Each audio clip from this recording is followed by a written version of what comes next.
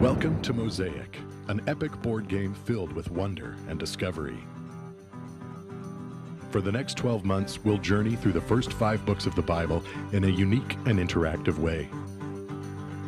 The first of 5 games is called Origin, where we'll explore the book of Genesis throughout the summer. Be sure to have your Mozaek journal with you each week to record the discoveries you make along the way. The box is now open. The game is now set.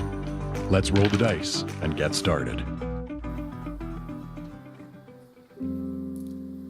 A reading from Genesis 26, 15 to 33, speaking of Isaac.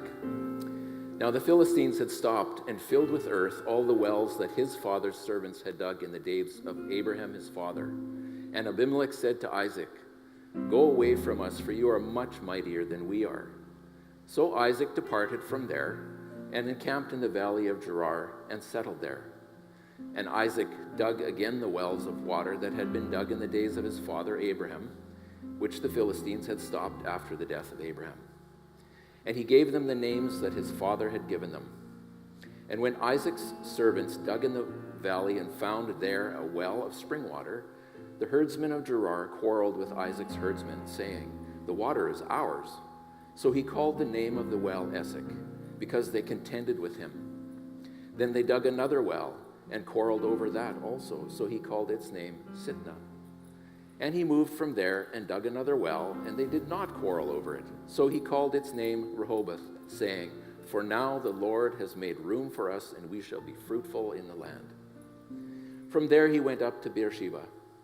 And the Lord appeared to him that night and said, "I am the God of Abraham your father. Fear not, for I am with you and will bless you and multiply your offspring for my servant Abraham's sake." So he built an altar there and called upon the name of the Lord and pitched the tent there. And there Isaac's servants dug a well. When Abimelech went to him from Gerar with Ahuzah his advisor and Philcol the commander of his army, Isaac said to them, "Why have you come to me, seeing that you hate me and have sent me away from you?" They said, "We see plainly that the Lord has been with you." So we said, "Let there be a sworn pact between you and us, and let us make a covenant with you, that you will not do us any harm, just as we have not touched you and have done to you nothing but good, and have sent you away in peace. You are now the blessed of the Lord."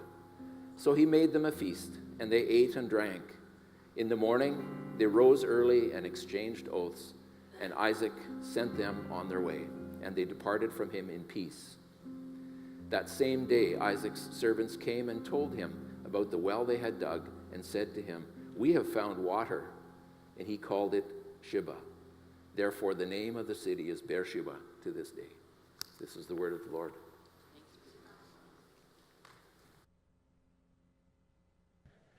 Good morning, friends. My name is Scott. Got a little setup to do here. Today is quite the sensory experience. I'm excited about that. I hope you are as well. This is Devotion here. He's helping me out. Thank you so much, Devotion. Let's just get this ready here. All right, how's that looking out there? Is it looking good? Does it look good? Is it lovely? All right, let's bring this right here. So my name is Scott. I've been part of the meeting place for about 10 years or so. I serve in various different things. I do at the cafe. If you're looking for a serve opportunity, the cafe is one of the best places to go. I'm just saying it. It's good. There's other places where I have served as well, including on the elders team. We get to do that together, right, Devotion? Yes, sir. This is fun. But thanks for bringing that out here. Oh, what is this? Oh, hang on, let me just do this. Oh, yeah. Look at that. Delish. Oh, yeah, I see that. Yeah. Let's just do this here. Oh, you know what goes well with cinnamon buns? Coffee. Coffee goes well with cinnamon buns. So, yeah, thank you so much, Devo, for bringing this out. Cheers. Thank you for inviting me. We're just going to sit this for right here for right now. If you just want to keep looking at that, if you get distracted during the service, that's okay. That's what it's there for. Yeah, it is a full sensory experience. Well, let me first start off with a question that I want you to reflect on. So if we can get slide one up there, that's excellent. So I want you to reflect on this. Think of a time when you were awestruck by God's created world. Okay? So you can choose that one, or you can choose a different reflective question, which is, think of a time when you sat down to celebrate a feast with others who had worked through a challenging time, or maybe a conflict. Choose one, you don't have to have both. Just think of a time of either you're awestruck by God's creation, or where you sat down at a celebration feast after a really challenging time. As you think about that, and I am going to ask you to share, I'm going to share with you two of mine. So this next picture that you see is actually at a place that we call the Boreal Ecology Center. It's about an hour and a half east of Winnipeg, and this was a spring time. And I grew up in the country, and I've seen Northern Lights before, but this happened about a year ago, and it was spectacular. It was actually the most spectacular Northern Lights I had seen in years. And it did exactly as I suggest. I was awestruck by the wonder and the bigness. This is only one picture that I took. There was multiple. It covered the entire sky. It was amazing. So that's one of my moments. Are you still thinking about yours? Because you're going to share it with your neighbor. The other moment that I want to share is actually a time where I did a celebration feast. So about 15 years ago, I was part of a campus ministry. And in that campus ministry, it was a really long, hard year with lots of challenging moments within it. And it culminated with what we did back then was a scripture camp where we studied scripture for a whole week. And there was some tough stuff that happened in that week. And I so remember that at the end of that, when we gathered our ministry team together afterwards, we went to this incredible Indian restaurant in Toronto. I can't remember the name. And we feasted. And we had this delightful spread of food, and it was an amazing time where we could share with each other. We teased each other. We remembered some of the really difficult times, and it was a celebration feast for sure.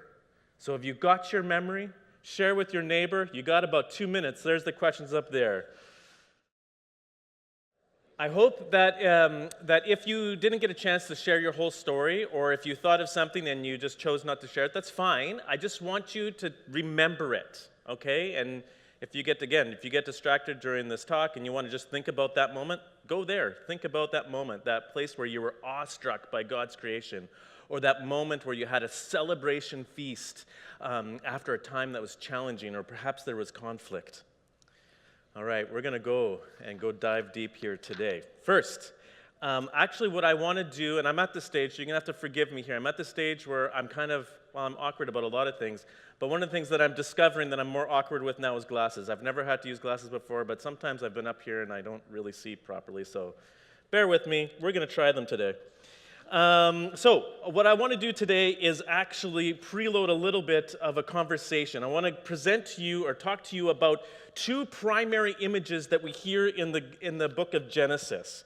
And then we're going to dive deep into our text for today.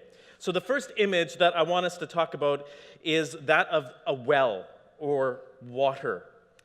So you see this image right here. This is a quick Google search of when you Google like ancient Near Eastern wells, you get these kinds of things. And this might help us imagine, because of the text that we actually heard today, there was a lot going on about the digging of wells. But more importantly, what I want to kind of highlight for us today from the book of Genesis is actually the theme and concept of water. So in Genesis 1, I don't know if you remember when we started in Genesis, or if you remember that there's two creation accounts. And in Genesis 1, we have what seems to be a too much water problem. In Genesis 1, there's this expanse of water, and God needs to actually give it limits and containment. And in God's creation story there, in that limit, then things are allowed to flourish and be good. Very good, in fact. In Genesis 2, which is the second creation account, there seems to be a not enough water problem. And in there, we see in Genesis 2:5 that there's no plants, there's nothing, until God causes it to rain, until there is a spring that gushes forth. And then all things are made to flourish.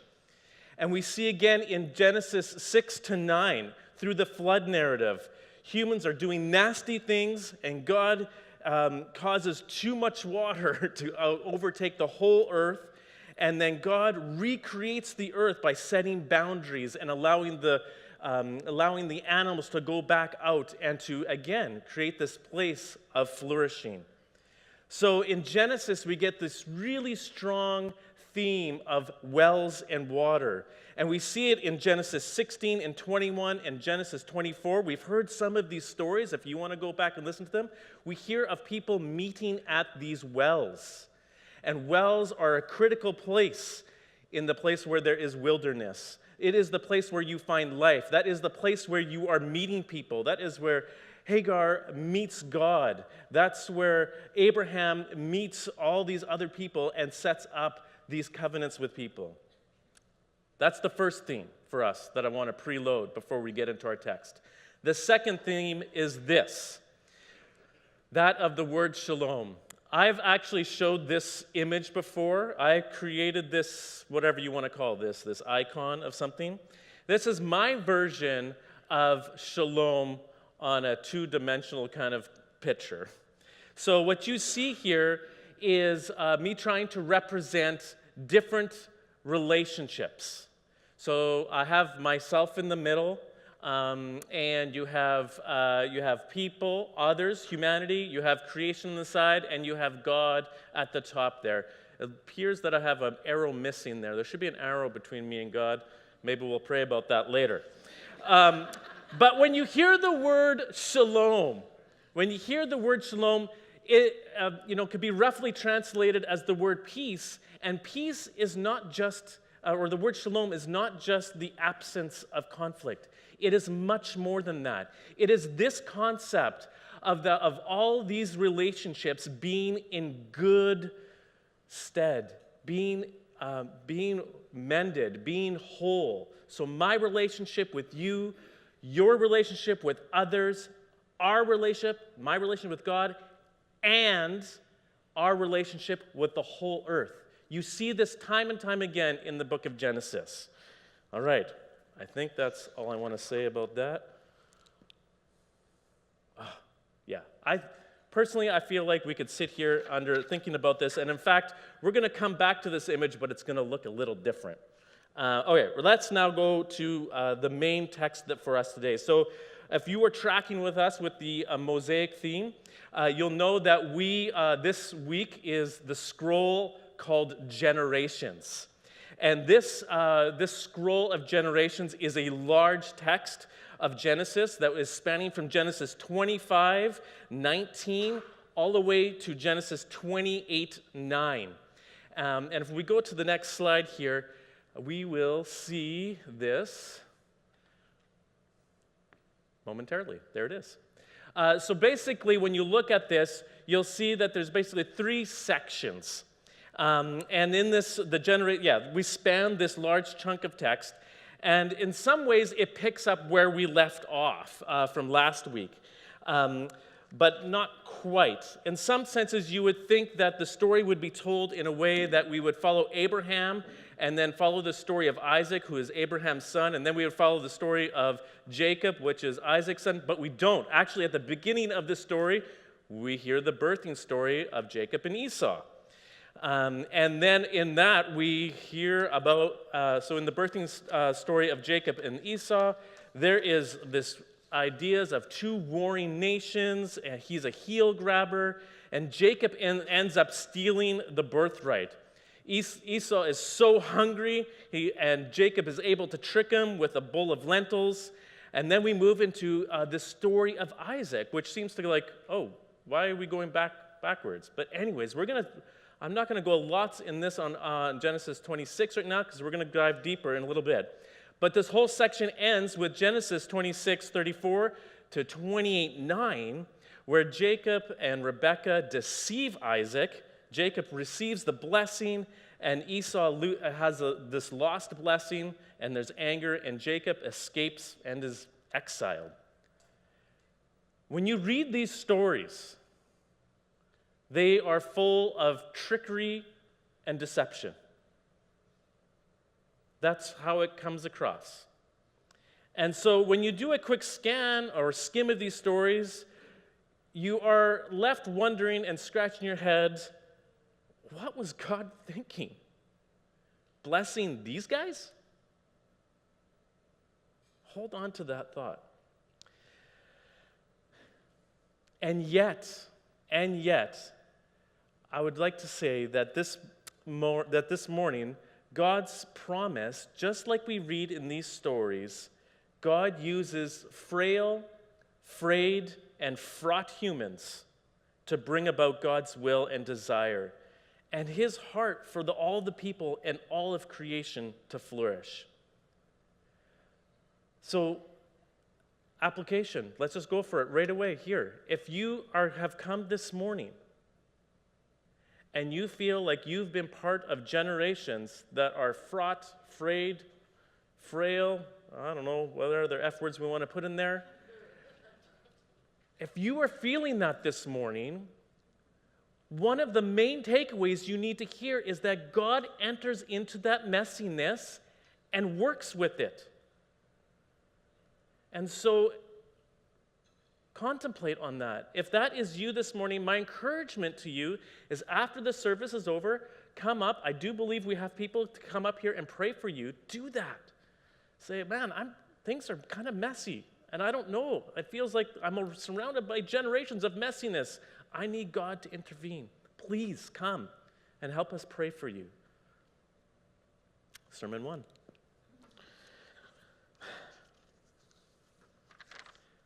All right, one more thing before we actually get into the text. I know, stay with me, one more thing. And this is the thing where I need to tell you about in my preparation. So in my preparation for this week, I read these chapters over and over again. And one of the things that really struck me and I just could not shake, and that's why it's going to be the main point of what I'm going to talk about, was how physical this scroll we call Generations is. When you read these stories, the details and the plot drivers are so rooted. They're so rooted in the physical, earthy, day-to-day. For example, it is full of words like places, fields, birthing, grabbing, earth, water, lands, stars, wells, dirt, food, famine, taste, sight, feel, touch, eating, feasting, hunting, farming, flocks and herds, goats, appearances, beauty, lentil stew, hairy, smooth, grain, wine, fatness, and the dew. If you don't believe me, go read that this week. You will see how these texts are so very physical in how they come off.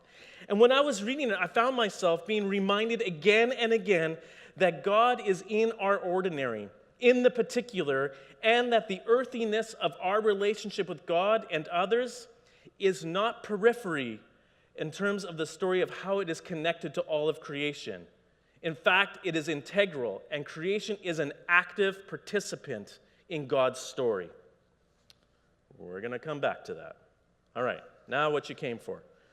We're going to get into the text here. So in Genesis, let me look at the time. All right, we're just going to go a highlight reel here. So Genesis 26, I'm going to start at verse 1. We only read from 15 to 33, but you'll see the text up here so you can kind of scan quickly if you're that kind of a person. But here at Genesis 1 to 5, we have the story where we see Abraham, just like with Abraham, Isaac finds himself in a time of famine. Isaac goes to the same place, the Gerar, to Abimelech, not sure how to pronounce that. And it's the same person that Abraham has gone to before. And God here in verses 1 to 5 reiterates the promise of land and the flourishing of his family like the stars of the heaven, and that as a result of this blessing, all nations are to be blessed. And then we move on to Genesis 26, 6 to 11. Here we see that just like Abraham, Isaac he rips a page out of Abraham's book and deceives Abimelech because Rebekah's too beautiful again. And deceives Abimelech to a point where he needs to basically say, he catches Isaac in this deception and says, "What have you done?" Even in spite of that deception, Abimelech makes a way for them to have peace and to be left alone. Genesis 26, 12 to 14. Here, just like God promised at the very beginning, Isaac is actually blessed. He becomes very wealthy in the nations. And other nations, this is actually when the point of the story where the other nations are taking a look, and now they're getting a little jealous. In fact, that's exactly where our story starts when Jim started reading for us. And here at Genesis 26, verses 15 to 22, tensions are on the rise. Out of jealousy, Abimelech kicks Isaac out of the city. The Philistines have filled up all the wells. And Isaac goes out to camp in a dry riverbed. And he needs to trust God to provide for water of life. And did you count how many times he digs for a well? It's a lot. 4 or 5. And what happens when he digs wells? Every time there is water, God provides. In Isaac's faithfulness, God is providing. And it's not without problems. Clearly Isaac earlier made an error and a deception, and this wealth has created some jealousy and envy of the Philistines. And here we have all these different wells being named different words like contention, opposition, until they finally build a well that has basically it's called wide spaces because there's finally enough space in between them. And then we get to Genesis 26, verses 23 to 25. And here we find that Isaac parks himself at Beersheba, the well of 7 or the well of oaths. God reassures Isaac of the promise, and he is faithful. Isaac is faithful, and he pitches a tent, and he builds an altar. And finally, at the end of the chapter, tensions rise. Abimelech comes with his advisors, and it's high tension because he also brings an army commander. But it is actually Abimelech who actually talks to Isaac and said, "God has blessed you. Can we make a covenant?" Let me turn the page. And so they do. They make a feast. And they make a covenant. All is well, and all relationships are able to flourish. This little-known story, in this story, we have many different of the images that we have talked about. And here, I want to show you another image of Shalom. And I have to warn you, I drew this. How does that look? Oh, yeah, I love it. Oh, my gosh. The reason why I drew this, and please, I know, I see it too. I misspelled altar. You can just look at it. Let's laugh at it. I'm sorry, but I had already submitted the slides, and I wasn't going to change it. But here we have, at the end of the story in Genesis 26, we have a well, the image of life and flourishing. We have a tent where there is dwelling. There is an altar, and there is a feast and a covenant that is made. People are tenting together. And this image that you see that I've created here is another version. if you will, of that kind of weird triangle kind of thing that I had up earlier. This is the image of shalom. They are, if I can make shalom a verb, they are shaloming together here. And look at how in this image creation is woven in and connected. Our relationship with God, the altar is there. Our relationship with creation, food, the water, and our relationship with others, the feasting and the covenanting together. So like I said before and I said earlier, when I read this text and was kind of overwhelmed with how physical and how it was pointing out how all of creation is not periphery to the shaloming, to the shalom place. It is actually intricately a part of it. It left me with this question when I read this text. Where, when, and how is creation being impacted by rising tensions of humans? Now, it's pretty simple in this story in the sense that Abimelech is it's quite plainly stated that he is jealous. And the Philistines are jealous, and so they fill up the wells. And so it's one of the things I want to point out in the story is when you see this, it's quite easy, you could imagine, for the ancient Near East people to see how there's a direct connection to this, to the not good relationship towards what is going on to the earth. There's a really easy direct connection. But for me now, where I find myself living in this moment, it is much easier for me to ignore or not know how what I am doing is filling up the well of someone else. You picking up when I'm laying down? Friends, the prophet in Hosea speaks it very plainly, and I'm going to read this text. So from Hosea chapter 4, verses 1 to 3. Hear the word of the Lord, O children of Israel, for the Lord has a controversy with the inhabitants of the land. There is no faithfulness or steadfast love, and no knowledge of God in the land. There is swearing, lying, murder, stealing, and committing of adultery. They break all bounds, and bloodshed follows bloodshed. Therefore, the land mourns, and all who dwell in it languish, and also the beasts of the field, and the birds of the heavens, and the fish of the sea are taken away. Notice the direct correlation to the breaking of relationship and the connection to all of creation. It's there. And we see it even in this story that we were reading in Genesis 26. So in some senses, I would suggest that you can actually test how your relationship is doing with God. When you look around, is the earth flourishing? Are others able to flourish around as the result of the blessing that God has given you? This is heavy stuff, for sure. So you might be thinking, so what, Scott? Now what? Well, I'm going to get into it here. And I'm going to speak very directly first to, for those of you that don't know, the meeting place has this group called the Covenant Community. So it was referenced just a little bit earlier here by Bob. For those that want to be Covenant Community members, we actually enter into an agreement together. And I want to share a portion of the agreement that we actually speak out loud to each other. So let's go to that slide. It is, so right here it is.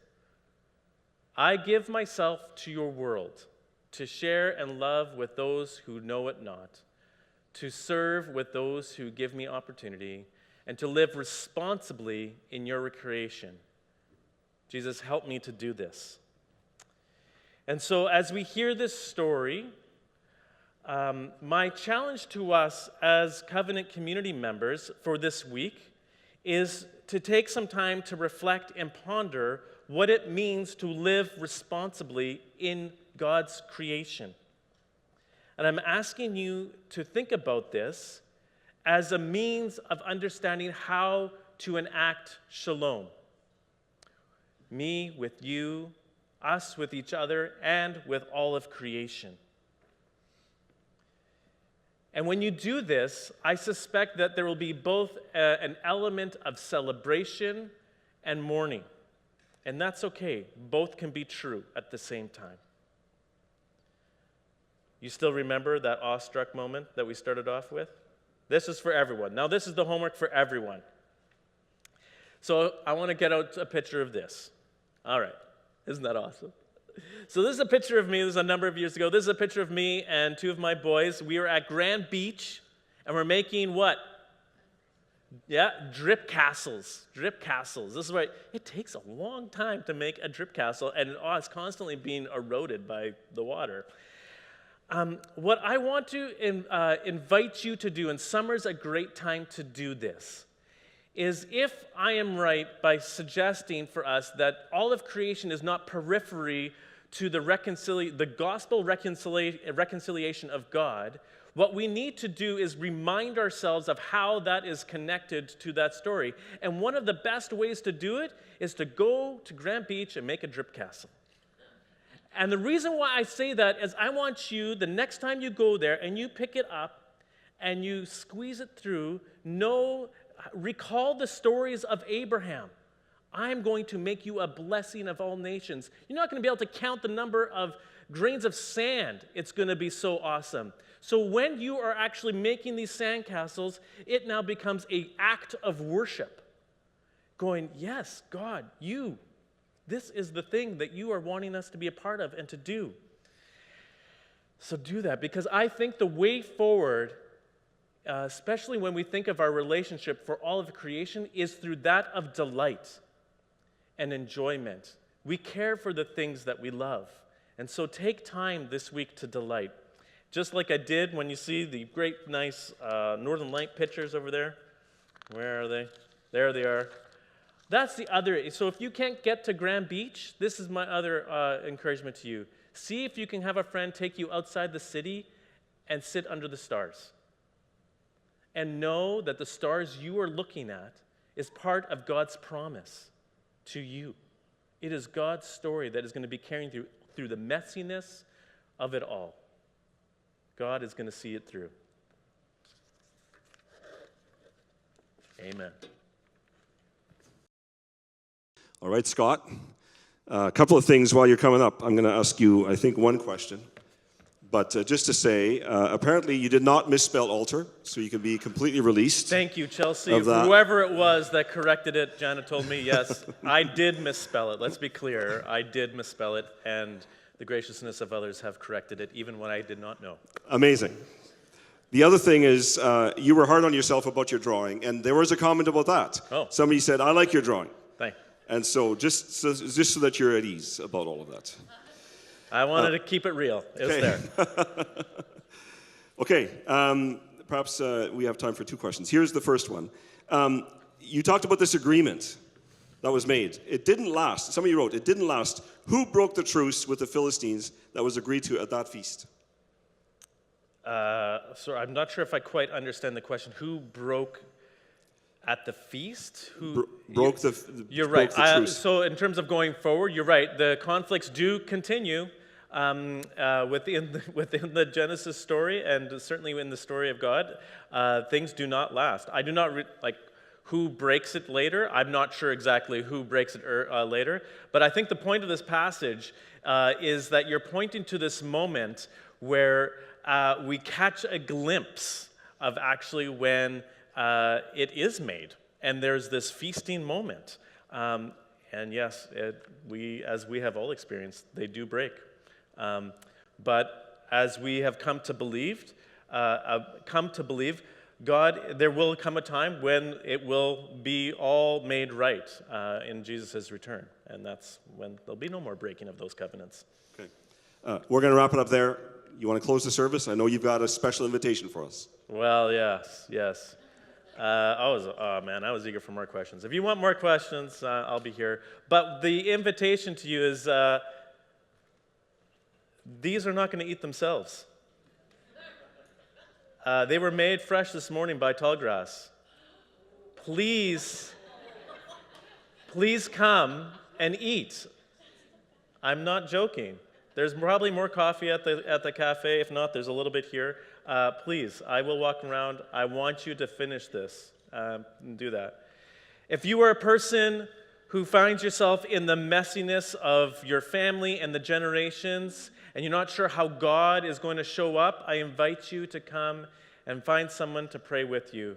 These stories are meant to tell you that God is going to work in and through you, in through those messiness. And my invitation to you is find delight this week in a place that meets the earth. Do that. May you be blessed. Go in peace. Let's eat.